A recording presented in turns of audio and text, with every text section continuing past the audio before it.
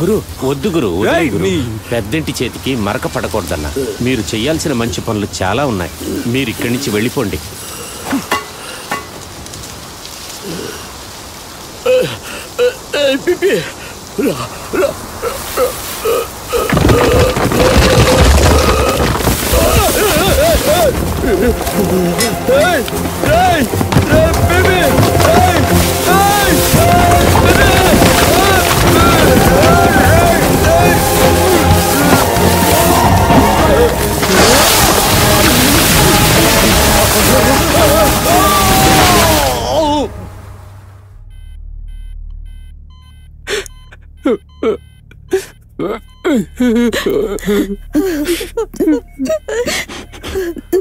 రైతుల పత్రాలు తెచ్చాను, మీ చేతులతో మీరే ఇవ్వండి. వజ్రముని లేవండి. తండ్రి కొడుకులు చివరి వరకు శత్రువులుగా ఉన్నారన్న చెడ్డ పేరు మనకొద్దు. నాన్న, చిన్న వయసు నుంచి ఒక్క ముద్ద కూడా మీ చేతితో తినలేదు.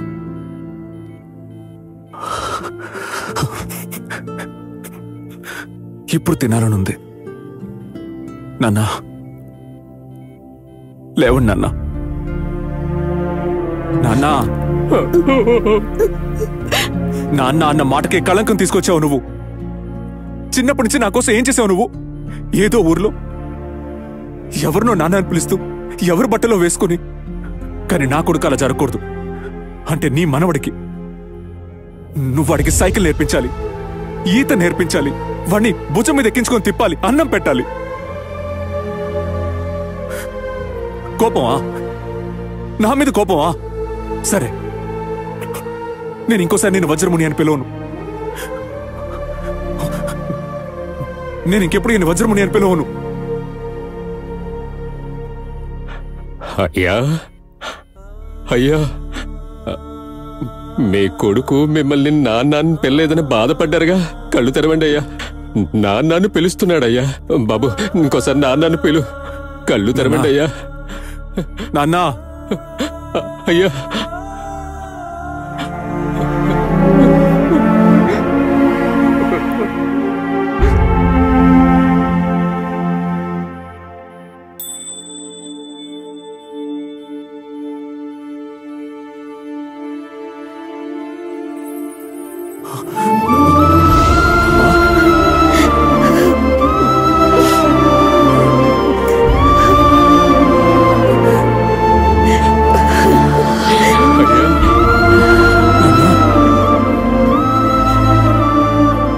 మమ్మల్ని క్షమించండి అయ్యా.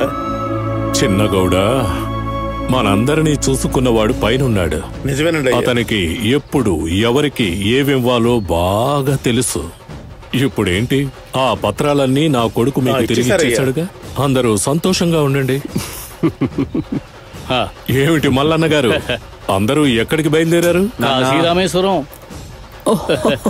మంచి నిర్ణయమే తీసుకున్నారు. ఒక పని చెయ్యండి, మీకు ఇప్పటికే వయసు అయిపోయింది. ఈ అమ్మాయికి అబ్బాయికి పెళ్లి చేసేస్తాను, మీతో పాటు తీసుకువెళ్ళండి. భలే చెప్పారయ్య గారు. వాళ్ళకి పెళ్లి చేసి హనీమూన్కి పంపడానికి బదులు నాతో రామేశ్వరం తీసుకువెళ్ళనా? కరెక్టే కదా అయ్య గారు? మేమే పెద్దింటల్లున్న అడుగుదాం అనుకున్నాము, అది మీరే చెప్పేశారు. నువ్వు ఒక అమ్మాయిని చూసుకో, 2 పెళ్లిళ్ళు చేసేయచ్చు. ముందు తనని చేసుకోనివ్వు, తను ఎలా చూసి ఆ తర్వాత నేను చేసుకుంటా. తను మా ఇంట్లో అడుగుపెట్టిన వేళ విశేషం. పెద్దింటి కోడలైపోయింది. ఒక మంచి ముహూర్తం చూసి మీ ఇద్దరికి పెళ్లి చేస్తాం. నాన్నా రా, ఒక స్టెప్ వేద్దాం. రే, మా తరం స్టెప్సే వేరు, నీ తరం స్టెప్స్ వేరు. నువ్వు చెయ్యవయ్యా, నేను చూస్తూ ఉంటాను. నువ్వు స్టెప్ వేస్తే అందులో ఉన్న మధ్యాహ్నం వేరు. రా.